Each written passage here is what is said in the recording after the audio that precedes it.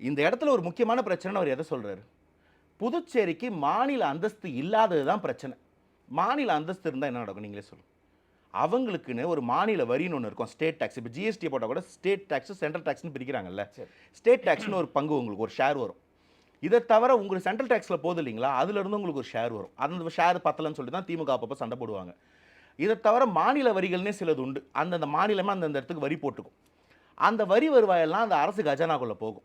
அரசு கஜானாக்குள்ள போச்சுன்னா, இந்த அரசு இந்த காச வச்சு திட்டங்கள் வகுக்கலாம். எதுல திட்டம் போடணும், எதுல சட்டம் போடணும்னு ஒரு பாலிசி இருக்கு. நம்ம கான்ஸ்டிடியூஷன்ல இது சென்ட்ரல் லிஸ்ட் மத்திய அரசு பண்ணணும், இது ஸ்டேட் லிஸ்ட் மாநில அரசு பண்ணணும், இது கன்கரண்ட் லிஸ்ட் யார் வேணா பண்ணலாம். ஆனா சென்டர் பண்ணுச்சுன்னா அதுதான் பிரிவைல் ஆகும். இப்படி ஒரு லிஸ்ட் இருக்கு. அந்த மாதிரி யூனியன் டெரிட்டரிகளுக்கு அந்த ஸ்டேட் லிஸ்ட்ல பவர் கிடையாது. இவங்க வந்து கிட்டத்தட்ட யூனியன் கவர்மெண்ட்டோட ஒன்றிய அரசோடைய ஒரு நிலப்பரப்பா தான் இவங்கள பார்ப்பாங்க. அவங்க போடுற திட்டம் தான் அங்க வரும். ஸோ இவங்களுக்காக வரி வருவாய் கிடையாது, கஜானா பெருசா கிடையாது. இவங்களுக்கு திட்டம் போட்டு சட்டம் போட்டு அதை நிறைவேற்றுறதுக்கான வாய்ப்பே கிடையாது. இப்போ இது இந்த மாநில மக்களின் உரிமைகளுக்கு பலி கொடுக்கறதாக ஆகுது. அடிப்படையில் இந்த ரேஷன் கடை பிரச்சனைக்கே வருவோம். 2015ல் ரேஷன் கடை மூடுனதுக்கு காரணம் டைரக்ட் பெனிஃபிட் ட்ரான்ஸ்ஃபர்னு.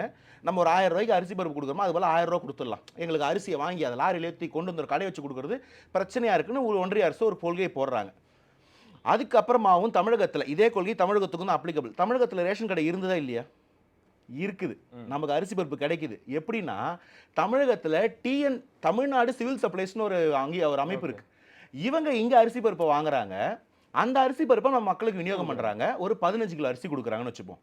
2020ல லாக்டவுன் வந்ததுக்கு அப்புறமா எல்லாருக்கும் உணவு தானியம் வழங்கணும்னு சொல்லி மத்திய அரசு ஒரு கொள்கை எடுக்கிறாங்க. 5 கிலோ நாங்கள் ஃப்ரீயா தரோன்றாங்க.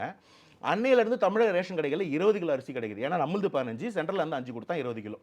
ஆனா பாண்டிச்சேரி நிலைமை பாருங்க. அவன் அந்த அரிசி கடையை ரேஷன் கடையை மூடினோடனே ரேஷன் கடைன்ற செட்டப்பே இல்லை, அங்கே ஆளே இல்லை, அவங்களுக்கு ரேஷனே கிடைக்கல. 2015ல் ஒருத்தன் அக்கௌண்ட்டில் 1000 ரூபா போட்டிங்கன்னா 2025ல் அந்த 1000 ரூபா என்ன பண்ண முடியும்? அன்னைக்கு 10 கிலோ அரிசி வாங்க, இன்னைக்கு 1 கிலோ அரிசி தான் வாங்க முடியும். இந்த நிலைமைக்கு நீங்கள் கொண்டு வந்து தள்ளிட்டீங்க. இன்னைக்கு இந்த நிலைமை புரிஞ்சோடனே திரும்ப அந்த ஓப்பன் பண்ணுறாங்க. எதுக்கு ஓப்பன் பண்ணுறாங்க? அந்த இலவசமாக அந்த 2 கிலோ கோதுமை 5 கிலோ அரிசி மட்டும் கொடுக்குறாங்க. அடித்தட்டில் இருக்கக்கூடிய ஒரு மக்களுக்கு இது வயிற்றுக்கு பத்துமா? இப்போ இந்த பிரச்சனைக்கு தீர்வு என்னன்னா, அது ஒரு மாநிலமாக இருந்திருந்தா அந்த மாநிலத்துக்கு ஒரு நிதி இருந்திருக்கும், ஒரு பாலிசி இருந்திருக்கும், அவங்களுக்கு ஒரு ரேஷன் கடை இருந்திருக்கும். நீங்க அந்த மாநிலத்தோட வரி கொள்கையா இருக்கட்டும், திட்டமா இருக்கட்டும், அதுல எந்த பிரச்சனையும் மாநில உரிமை வழங்காதது பிரச்சனை, அவங்க மாநிலமாவே இல்லாதது பிரச்சனை. இதை தான் ஒரே வார்த்தையில சொல்றாரு. அந்த வார்த்தை நமக்கு புரியல.